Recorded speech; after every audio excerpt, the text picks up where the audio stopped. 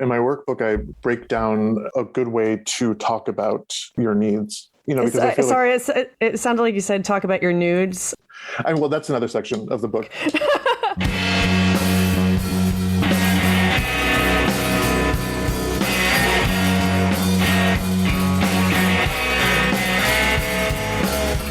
Hello, and welcome to another episode of Pickles and Vodka, a mental health podcast. I'm Christina, your host, and I don't know why I said that so formally. I just feel like I need to be formal in this moment because I've just come out of a very chaotic situation, which I guess now I have to tell you all about. So I was driving here in my car. It's raining, and I'm wearing this white fleece coat that I got 2 years ago from a thrift store in Seattle. So it's seen better days. Yesterday, I was in a park doing a cute little photo shoot, and I was taking off my coat, throwing it in the bushes, putting it on again, taking off my coat, throwing it on a dirty dock. Life's too short to hang up your coat properly when you're getting cute pictures taken of you. But anyway, it has burrs and shit all over it. Not real shit, but like dirt and stuff. It's seen better days. So I'm wearing this coat covered in burrs. I'm driving down the highway. It's pouring rain. And all of a sudden, my nose just starts gushing blood. This has been happening to me my whole life. My nose gets really dry. It's always been happening to me. When I was a kid, I actually had to go to the ER a few times because of it. But it normally doesn't happen that badly anymore. But no, today it just started gushing blood on the road, going 70 miles per hour in the pouring rain, music blasting. Yeah, it was a chaotic moment. I got it all over my coat and I had to throw it away. So now I'm at my parents' house where I typically record on Sundays because they have better acoustics than I do. I guess what I'm saying is I'm just happy to be here, and also I'm trying to calm myself down. I'm trying to tell myself that it's okay. Everything's fine. I am a professional here. Validation. That's not really the way I wanted the intro to go, but if you're new here, hello, welcome. This is a podcast where, as you have probably gathered, we talk about mental health, but from a point of view of not really having our shit together. Like, there's a lot of mental health podcasts out there that talk about self-help and how they got out of their shitty situations, which is amazing. But as the years go by and we see that nobody has their shit together, it's important to talk about how we're struggling and how we feel alone, and that we're in a safe space to talk about the stuff that no one wants to talk about in real life. So that's why we're here, to talk about all that fun stuff and maybe laugh at ourselves a little bit, because brains are funny. People are ridiculous. Have you met any? They don't make any sense at all. And so basically, I'm just here to tell you that however you choose to show up today, I welcome you and I love you and thank you for listening. Okay, y'all. So I want to talk about today's guest, David Khallili. He is a licensed marriage and family therapist with a focus working with men, couples therapy, and multi-ethnic individuals. He received his master's degree in counseling psychology from Golden Gate University and a master's degree in sexuality studies from San Francisco State University, where his work focused on Middle Eastern queer folks as well as kink and trauma. He also specializes in working with multi-ethnic individuals and those who have immigrated recently or are first-generation American-born. So I'm not going to lie, I kind of stole that bio from his website because I was worried if I tried to list all the things that he's done, then I would mess it up. And honestly, I just read you what is on his professional website, but that's not even the beginning. I talked with David for about an hour back in September, like I said. We covered, of course, his work, how he works with kink, polyamory, the coming out experience. We talk about his workbook, Sex Worriers, a mindfully queer guide to sex and anxiety for men. And by the way, when we say men, we are talking about male identifying folks. We're very inclusive here, so we use language like men, male, but just so you know, that's what we're referring to. But not only do we talk about, his professional journey, but we also talk about how he is himself a first-generation American. His mother is Austrian, his dad is Persian, and he talks about growing up with multiple cultural heritages and the dichotomy between loyalty to family and then loyalty to self. I know that recently a lot of y'all have been dealing with familial trauma. And if you know my story, you know I'm very loyal to my family. I love them to death, but I also have a lot of trauma in my family background and specifically relating to religion and cultural differences there. It's been really hard. My family and I have learned a lot along the way. But I'm still really fortunate to have that, and I know not everyone does. And David addresses some of that with his story and as well as the work that he offers. Like, I almost didn't even know how to market this episode because he has so many specialty areas that he helps people with. And he's just a really amazing guest. Funny as fuck. He says that he was sleep deprived during the episode, and that's why it's so funny, because he had just had a newborn at the time. But I just think he's funny all the time. He's really empathetic and just will improve your relationship with yourself, your partner, whatever it is. I think hopefully you can get something out of this episode. So since I talked to David in September, he has begun a group of sex and relationship therapists called Rouse, rousetherapy.com. Their motto is shame less, love more. And basically they're striving to offer comprehensive, sex-positive, culturally and trauma-informed services to those in the margins, liminal spaces, and others who want to push out of rigid norms. We aim to help you become nicer to yourself and others. Again, I read that from their website, but I highly recommend that you visit rousetherapy.com. They have a number of resources. They have sex therapy FAQs. They have a blog. They have services online and in person. I believe they're in California. They have courses too. So if you go to rousetherapy.com and you click courses, you can download a free burnout recovery guide. All you have to do is sign up for the newsletter, which I did. And I got the little recovery guide in my email today. And it's really short. It's just a few pages of several exercises you can do when you're burned out. And I wanted to do one of them here in the intro, just to show y'all what you can gain from downloading this, because it's really cool. We can all use ways to better ourselves, especially if it's like stuff that you can use on a day-to-day basis in a matter of minutes, because we're all busy people. Okay, so again, rousetherapy.com, click courses, sign up for their newsletter, and get this free mini burnout toolkit as a PDF. This particular exercise is called the 3-point check. And I'm just going to read you the description, and then I'm actually going to do it live, and y'all can just join me for the ride. So the 3-point check is a practice rooted in mindfulness and cognitive behavioral therapy designed to slow yourself down to check in with multiple aspects of yourself. What are you thinking? What are you feeling? What are you doing? Let's try this now. Don't worry about finding any profound revelations. Okay, so the first question is, what are you thinking? So if I'm being honest, I'm thinking about what a mess this intro is and how much I'll have to edit it and how people will kind of think don't know what I'm doing, or they'll be annoyed at my voice. And I'm also thinking about how my face is breaking out and how I just drank Coke Zero and I'm worried about burping into the microphone. Yeah.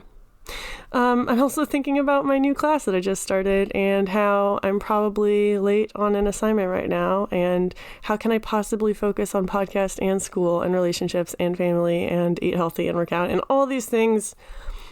You can't ask me what I'm thinking. You just can't. So yeah, that's what I'm thinking in a nutshell. What are you feeling is the second question. So what am I feeling? Oh God. I guess short term right now, I'm feeling a little bit rushed. I'm feel stretched thin by all my commitments. But at the same time, in the long term, I feel very, very grateful that my life is so full. If you're familiar with my story, I moved here from Seattle where my life was really miserable, and now my life is not so miserable. I'm stressed out a lot, sure.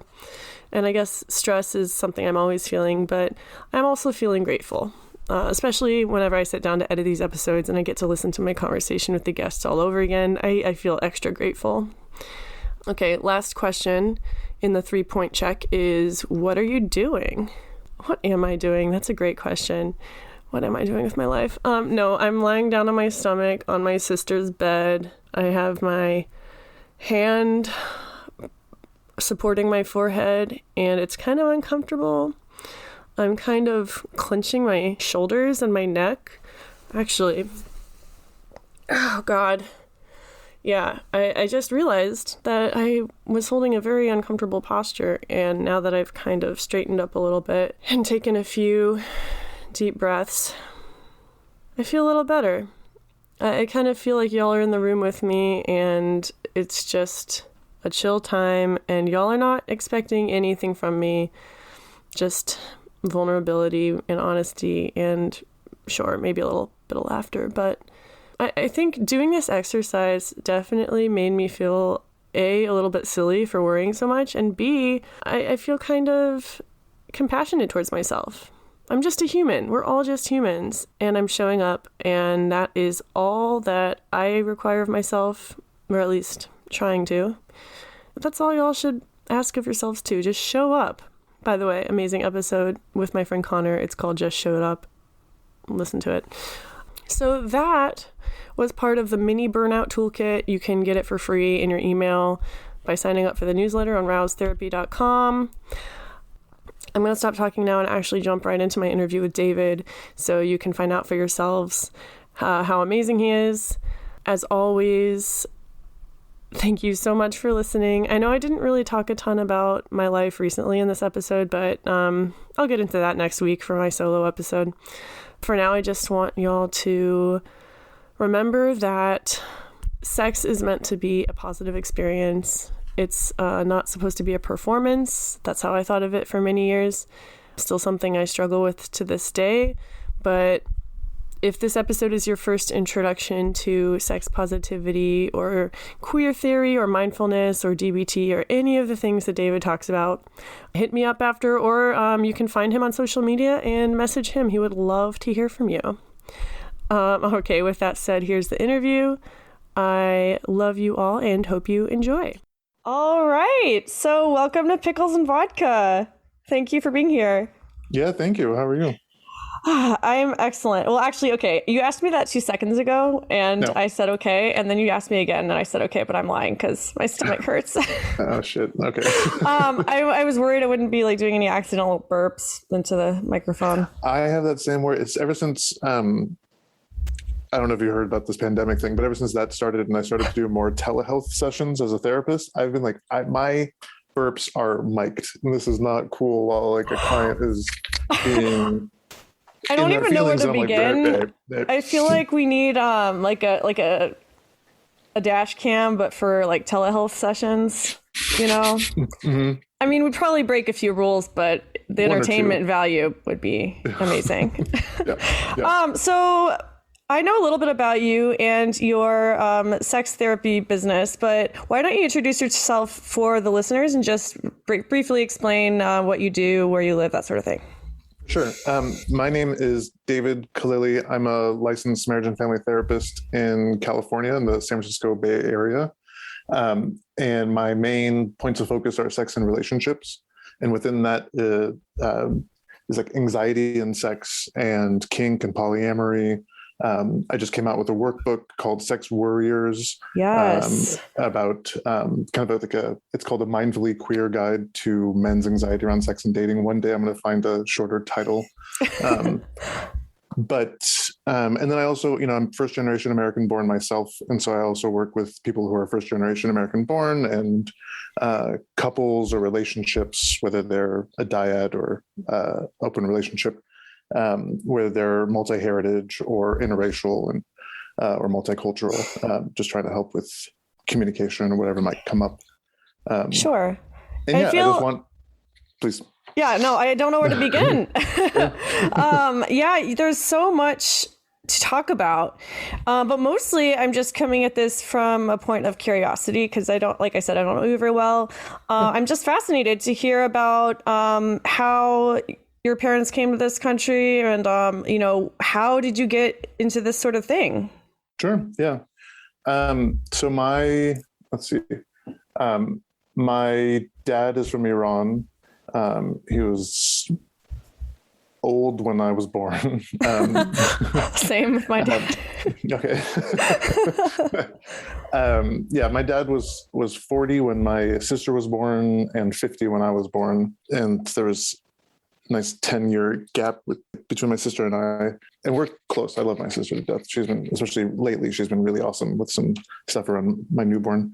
But so my dad, he was from Iran. I'm trying to think, he just had like a whirlwind tour sort of thing, like went from Iran to London to Chicago, what does he do? To London. Well, he's dead at the moment, but he was. Sorry. No, it's okay. It was a traumatizing death, and I joke about it as like a coping mechanism. Yeah. See, we know you can. Yeah. It's okay. We're friends. He was an accountant, like for a family business. Okay. And so yeah, he and my mom met in the 60s in LA. My mom's from Austria. She came from Austria to New Jersey at the age of 16 and ran away from home and moved to New York by herself. And oh my God.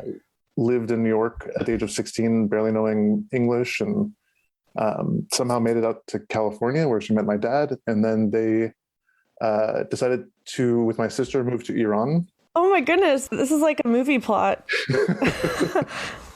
Wait, why did they go back to Iran for family? For family, and like my dad was going to start a business with a family friend.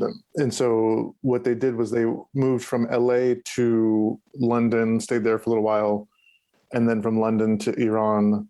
And then shortly after they moved, maybe within a year, the revolution started. And the uprising happened, and my mom is Austrian, blonde hair, blue eyes, and she did not fit in so well. And so it became more and more unsafe, and my mom and sister fled. And then my dad closed up his business, and they came back to America. And this all happened in the span of how many years? A couple of years. Yeah. Wow, that's a lot. That's a lot for the average person to go through in a lifetime. So to go through that in the span of 1 or 2 years, I can't even imagine. Yeah. And this was beyond your recollection, right? Or how old were you? This was right before I was born. Oh, I keep messing up the date. Like at the beginning, I thought you were talking about currently your dad was touring, and I was like, oh, got it. Yeah, there's some lag or something. I'm sleep deprived, so This should be a fun one, guys. Okay, so right before you were born, your parents went back to the United States. Yeah, and I was born in San Francisco. What were your early years like? Born and raised in San Francisco, and then we moved to different parts of the Bay Area. You know, my parents worked quite a bit to make it by in the Bay Area, even in the 80s. But it was nice. I mean, you know, like they were working class, but it was the Bay Area. So it's like really nice weather and nice people. And let's see, I was just kind of a weird kid. I guess that's the only way to really describe it. I was a weird kid.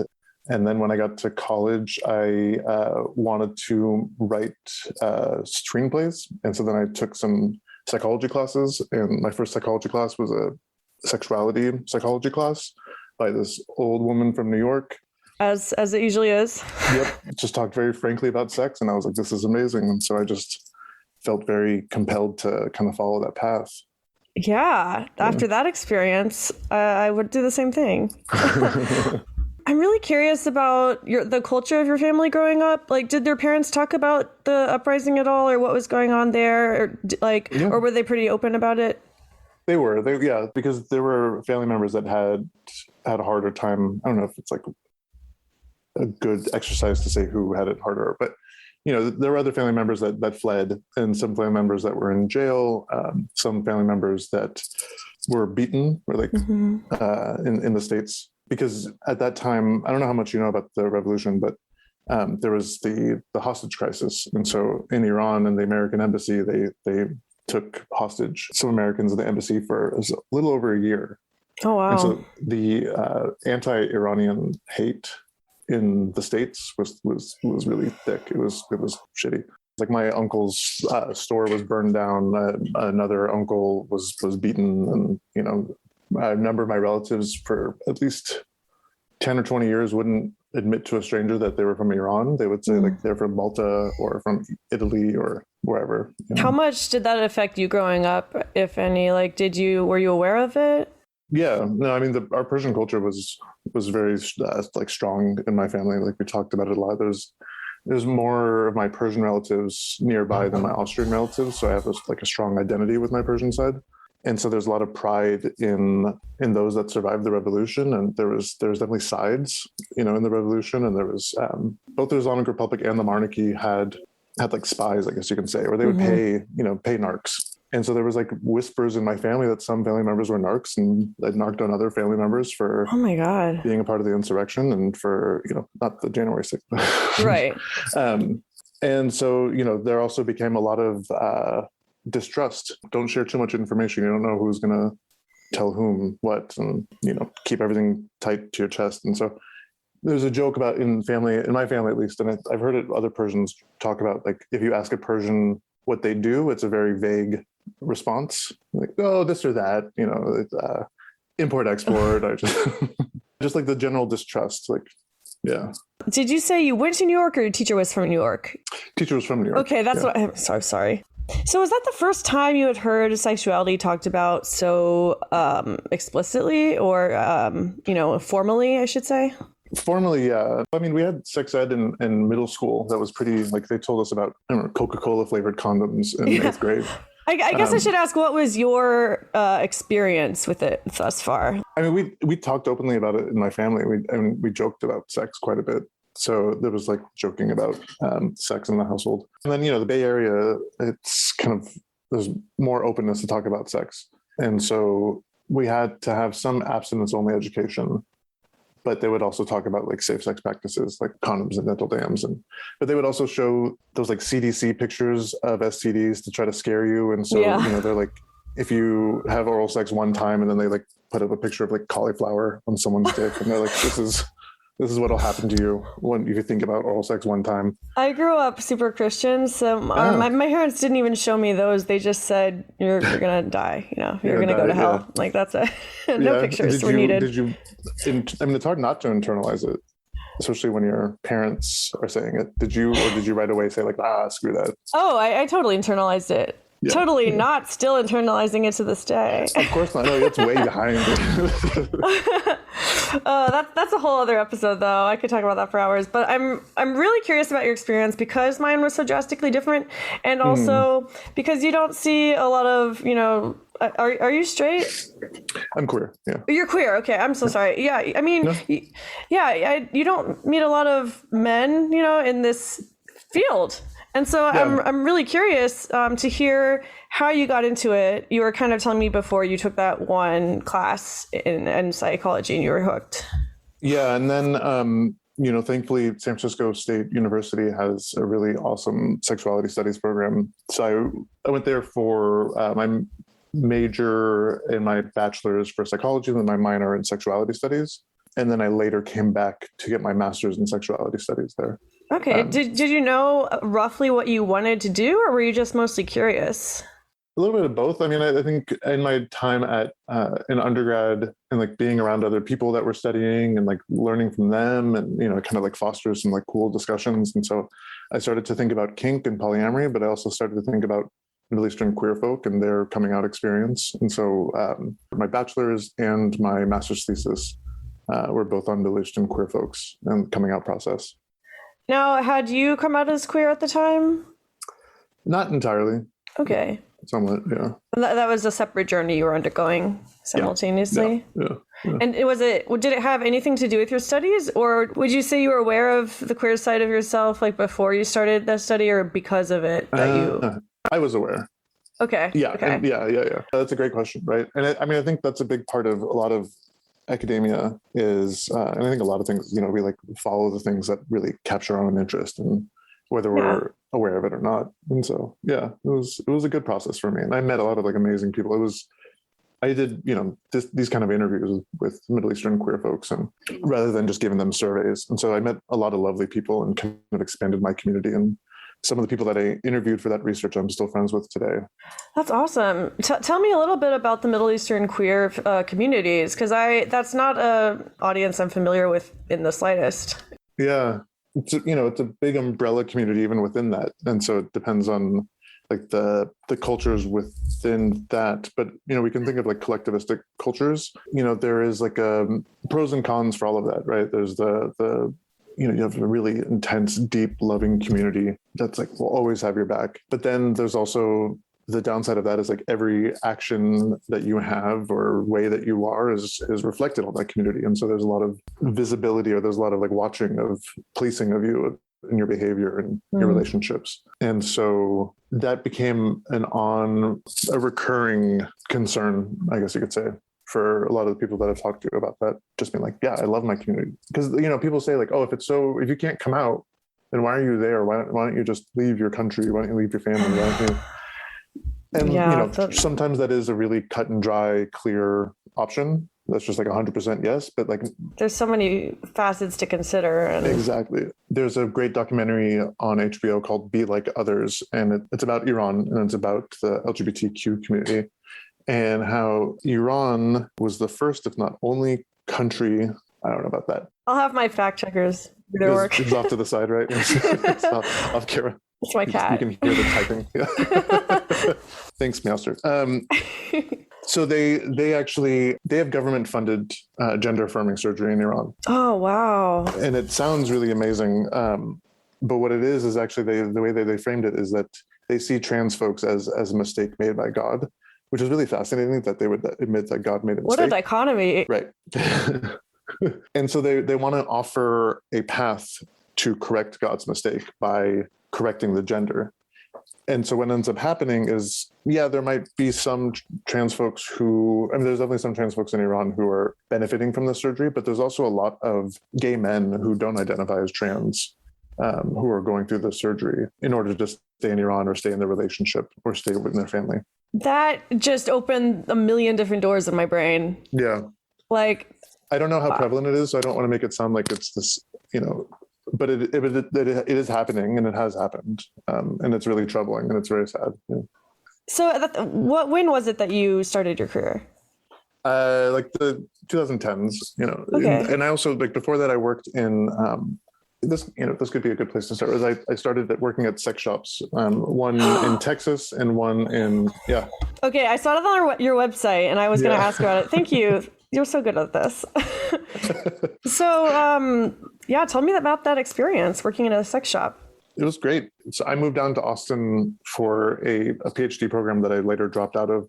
And I had a friend down there who owned a sex shop, and I needed a job and she needed an employee. And so it worked out really well. And the interesting thing about that at the time, I'm pretty sure it's still the same case, but there was a lot of really shitty laws around selling and possessing sex toys in Texas.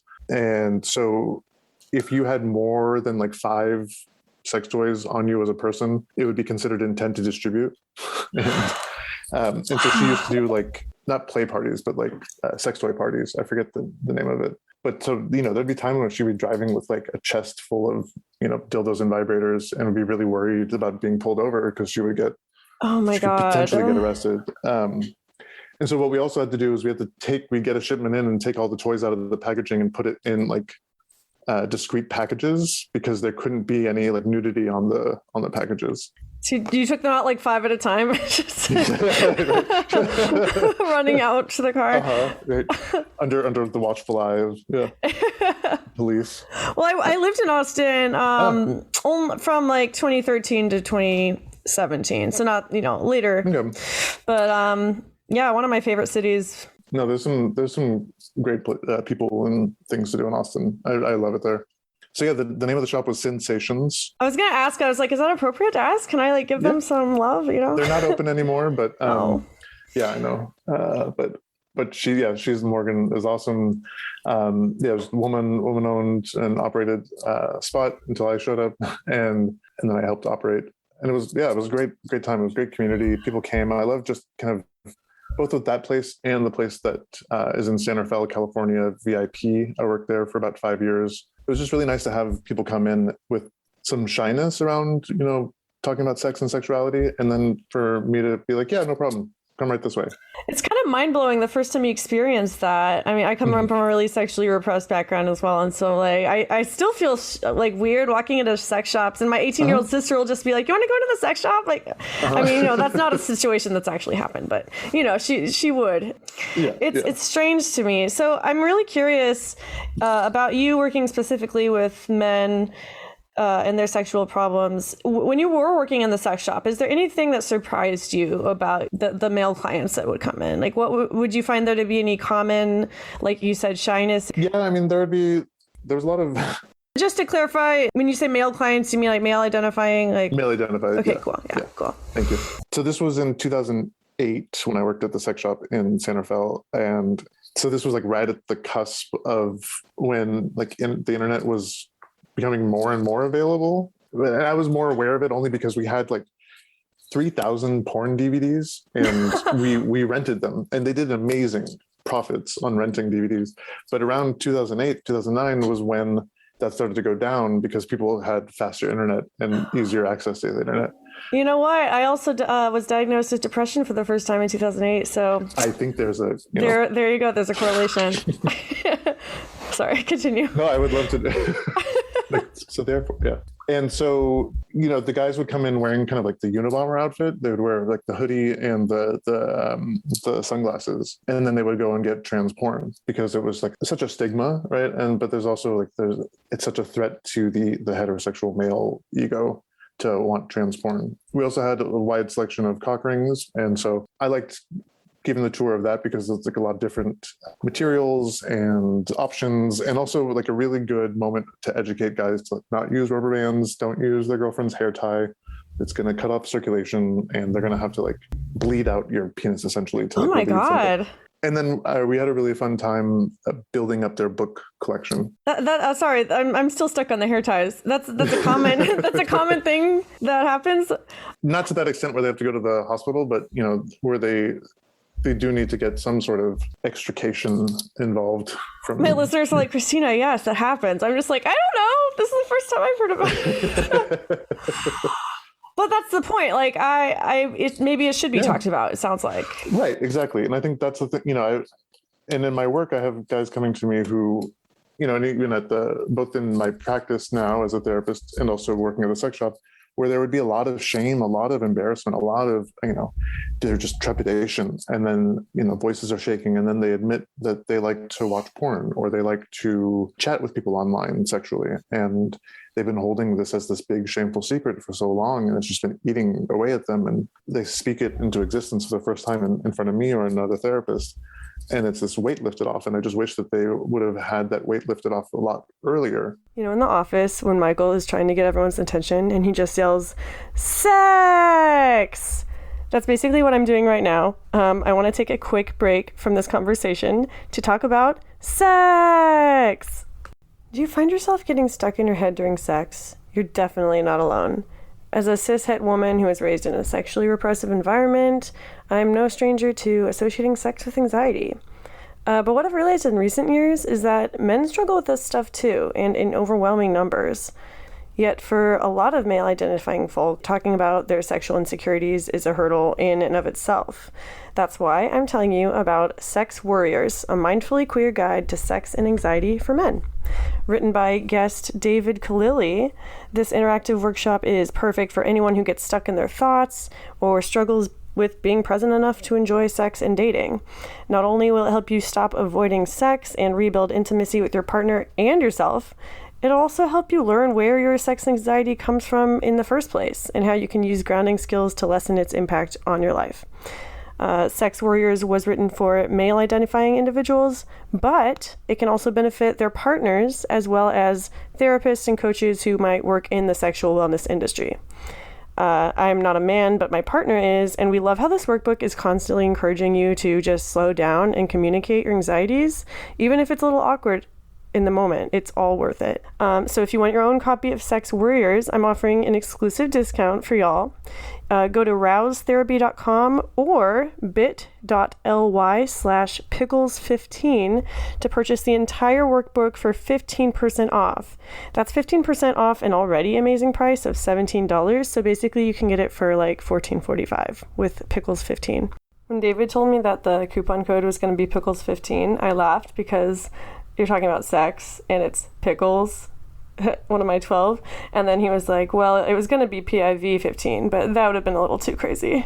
So yeah, just go to bit.ly/pickles15 or just use pickles15 at checkout to stop shaming and start loving today. That can be done by, normalizing and reducing shame. And I feel like some people were afraid of the internet for that reason. Like, at least in my very sheltered experience, I found that men in particular were afraid of, porn and stuff because of what they would unleash in them, rather than use it to accept themselves and pursue their curiosities. They said, no, I'm not like this. This is bringing it out in me. Like, have you ever found that to be the case? Can you say, so was this in the Christian community? Yes. Yeah. The internet's evil because we can look at porn now and men are going to be tempted. And right. I mean, that's a pretty prevalent attitude in white 90s Christianity, at least. Absolutely. No, absolutely. Yeah.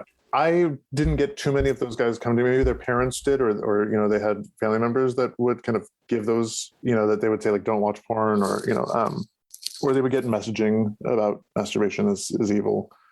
Yeah. Shout out to my fellow Catholics. I was raised half Catholic, half Muslim, and so there's like lucky you. benefits of both. Yeah. I was raised Presbyterian, and I was taught that masturbation would ruin your marriage. So ruin your marriage, huh? Yeah, if you're a woman, yeah. And so that's the thing. So there's these type of kind of tips, quote unquote, like don't masturbate or it's going to ruin your marriage. And it's like meant to say as like a way of like helping you or helping your marriage. But what it does is it like polices your pleasure as a woman, and it tells you what you should or shouldn't be able to do with your body and your pleasure and your desire. Yeah.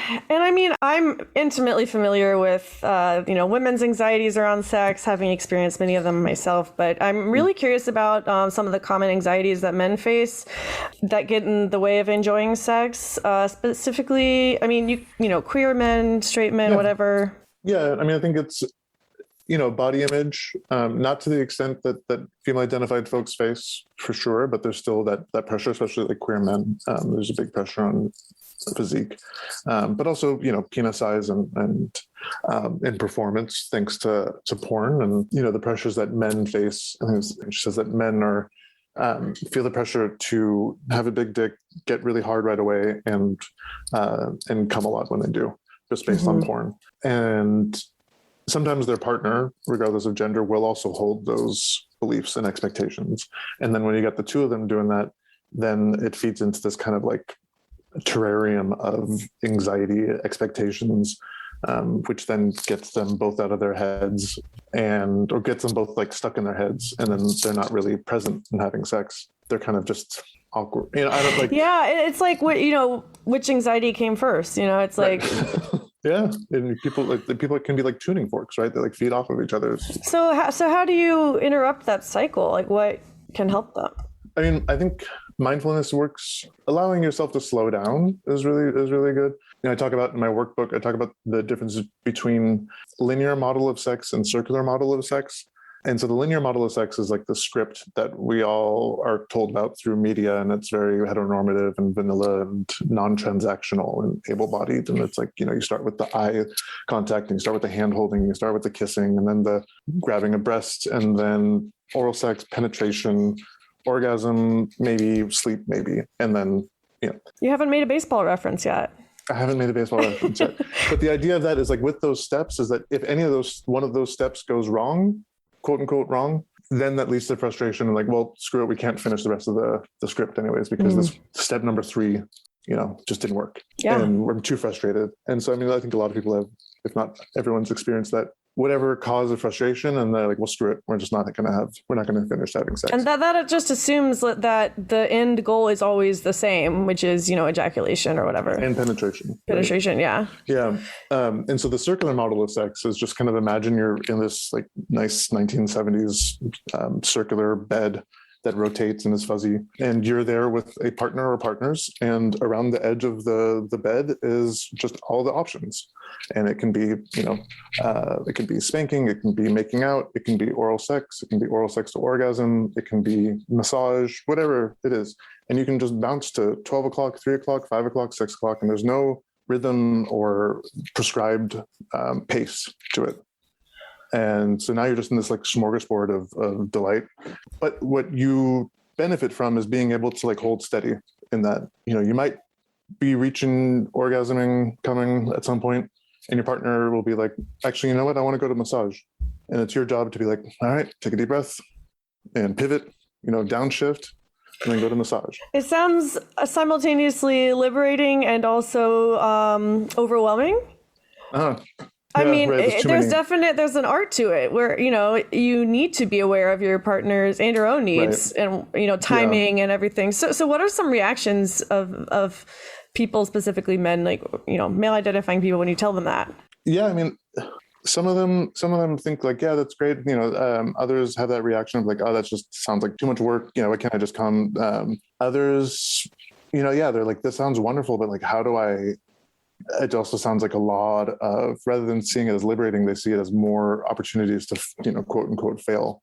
And so then we work on, what is that idea in your mind of what failure is? And like, who's the taskmaster in your head telling you need to perform? Right. And then we, that's great. And so then we say like, okay, can we ascribe, where did that voice originate from? And if it didn't originate from one particular experience, then like, can we give that voice like a name? And can we interact with that voice and ask that voice to just like take a break for a second so that we can be more present with our partners? Because I feel like a lot of people around anxiety and sex is they get really hyper-focused on something, whether it's not messing up or getting what they want. And that can then lead to boundary violations, that can lead to consent violations, that can lead to just not really engaging with your partner. Yeah. I mean, you're describing getting caught in your head, essentially. Like, that happens to everyone. But in particular, I think I've only been with men, but that's pretty common for me, that's something that they struggle when they are caught in their head. They either don't want to talk about it or they don't know how to talk about it. Yeah. So what's your experience been like with that? Yeah, and so that's the other thing in my workbook, I break down a good way to talk about your needs. Because I feel it sounded like you said talk about your nudes. Well, that's another section of the book. No. But in chapter 3 is how do you talk about your nudes? Because you really beautiful. Want to, you want to be able to really explain the composition and the lighting and the, Yes. Okay. I'm so sorry. Continue, David. And so my workbook uses dialectical behavioral therapy and mindfulness, and I'm more psychodynamically trained, but with something like a workbook, these type of practices are really good. So a dialectical behavioral therapy communication technique is called Dear Man. I don't know if you're familiar with this, but so I actually in my notes wrote mindfulness, dialectical behavioral therapy, and queer theory. I wanted you to touch on each of them. I am familiar with DBT, but could you just summarize it real quick to the listeners? Yeah, it was started by Marsha Linehan, I don't know when, and it was specifically designed as a treatment program for borderline personality folks and bipolar folks. And then they found out that it's really awesome and can work for people who experience all sorts of mental health issues, like generalized anxiety or depression or PTSD. And so it involves the dialectics, both sides. So you're looking at, you have kind of the all or nothing thinking that can happen.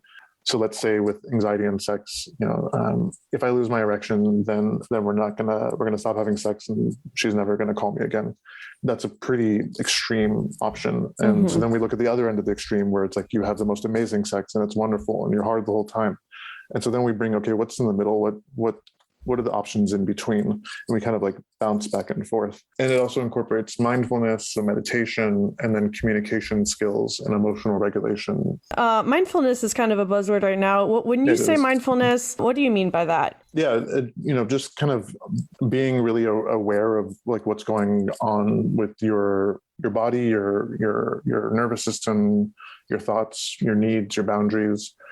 Just having an awareness of what you're experiencing. And it doesn't mean that you have to just like rawly experience life 100% all the time. That sounds horrible. But there's an awareness that you bring to yourself, and you don't put it on other people. You put it on yourself. You are aware of how other people impact you, but When you think of mindfulness, you think I'm being mindful of other people, but really mindfulness, like you're focusing inward on your own mind. Like I'm being mindful of what my mind is doing. I mean, that's pretty meta, but you know what I mean? No, that's great, right? And like we are like an instrument, right? Like we can be like tuning forks with other people's anxiety. So like that's part of therapy training, is allowing yourself to like tune into your own thoughts and feelings and experience, to use that as information on what's going on. So what about the third pillar that you mentioned, queer theory? Oh yeah, queer theory is great. It'll be the next thing that Florida school boards will be competing against around like this critical race theory has become that. Critical race theory is awesome, and Trump lovers are trying to use it as a way of taking over, continuing the whitewashing of American history. Anyways, queer theory is essentially just noting that like a lot of our research, a lot of the things that are taught in the States, and a lot of the lenses that are used are from like white, straight, heteronormative, able-bodied, those folks. And so it offers a queer lens to history, to politics, to police, to military, to gender, to sexuality. And so to take a queer look at gender is to say like, that masculinity is not 100% innate and is not 100%, a part of us, and that we perform masculinity. I'm performing masculinity. I lift weights so that I can perform masculinity. I wear button-down shirts so I can perform masculinity. Rambo is an amazing drag performer. He performs masculinity. And so that's like a very simplistic way of talking about queer theory is also looking at power. It's looking at power dynamics, but it encompasses so much, politics, race, gender, sexuality. What are some common ways that you find it come out in the bedroom, like in the anxieties and problems that people bring to you? I mean, I think, anxieties are encouraged by the shoulds, by our high expectations. And so queer theory says, just because the dominant culture says that one thing should be that way, it doesn't mean that it has to be. And that not only can we fight against it, but we should. And so, that brings on conflict, and conflict can bring on anxiety for some people, because they feel like if they don't present in the way that is needed in order to get what they want, then they're not going to get what they want. And so I try to help guys figure out, like, if you present in a genuine way, then you're going to get what you want in a really direct and honest way, rather than a disingenuous, manipulative way by showing up in a way that you're not. Yeah.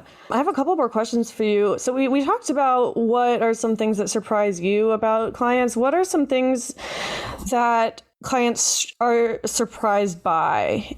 Yeah, I mean, I think it ranges. It goes from those guys that were very very emotional, telling me that they liked certain types of porn, or they liked, chatterbait to use, and it was like this really intense secret for them. And it was because of just a lot of sexual shaming for them growing up, a lot of Christian sexual shaming. And so I remember in my working at the sex shop, and guys would be like really, really, really embarrassed. And then they would tell me that they like just, big butt porn or something like that. And I'm like, oh, that's not, whatever.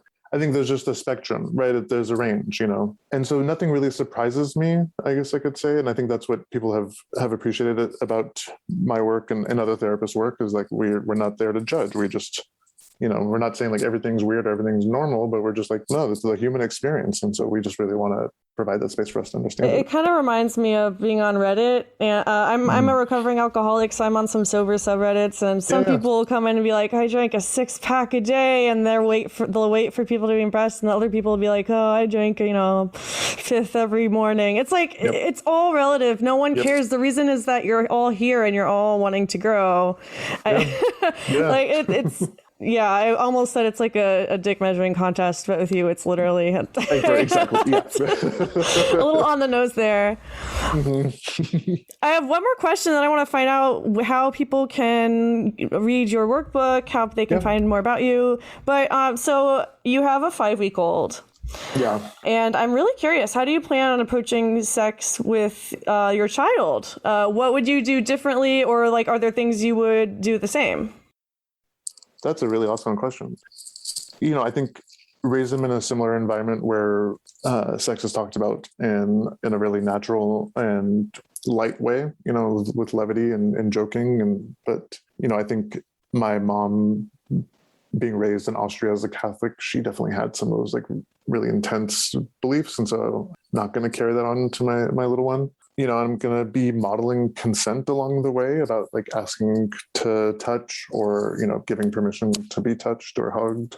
What age Yeah. would you say? I mean, is there even like, again, I'm asking for like specifics, but it's all on a spectrum of, Yeah. I mean, I think as soon as they become kind of cognizant of human interaction, I want to try to encourage some form of like requesting or engagement or consent or, there's a book that just came out called How to Raise a Kid That's Not an Asshole that just came out last month. And I can't wait to read that because it might be my guide.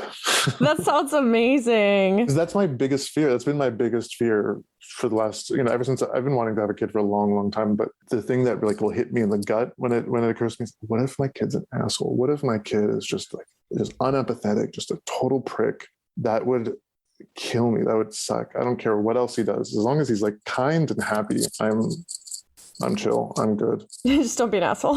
Don't be an asshole. Yeah. We need less assholes in this world right now. There's so many assholes right now. You don't have to tell me.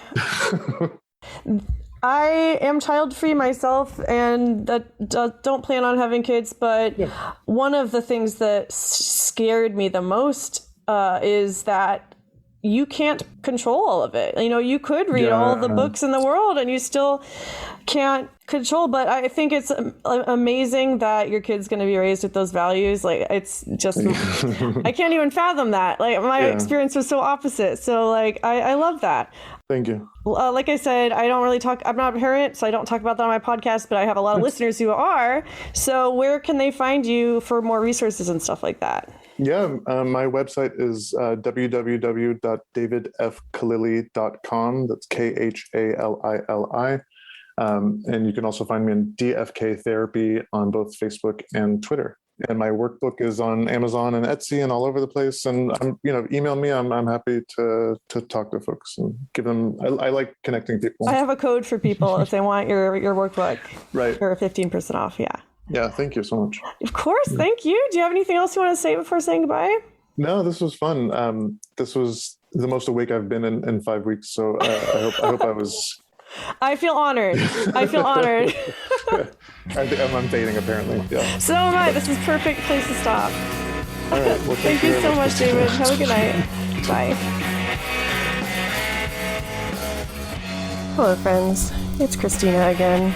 As always, thank you for listening. If you want to support Pickles and Vodka, you can give us a rating or a review on Apple Podcasts. Follow us on Facebook and Instagram, Pickles and Vodka Podcast. If you could relate to anything at all we talked about today, or you just want to say hi, email me at picklesandvodkapodcast@gmail.com or DM me on Instagram at picklesandvodkapodcast. Stay safe and have a good week. Bye.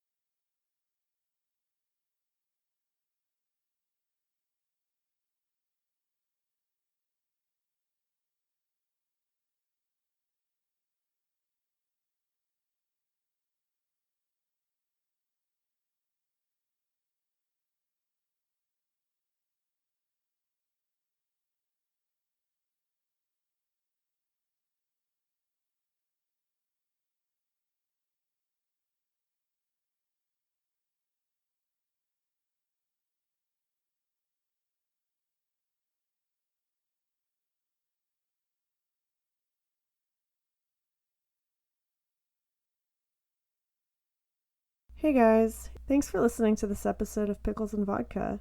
If you could relate to anything we talked about, you can follow the podcast at Pickles and Vodka Podcast on Instagram, on Facebook by typing in Pickles and Vodka Podcast. You can also email me at picklesandvodkapodcast@gmail.com if you have any stories or if you just want to say hi. Thanks again for listening, and I hope you guys have a wonderful week. Stay safe.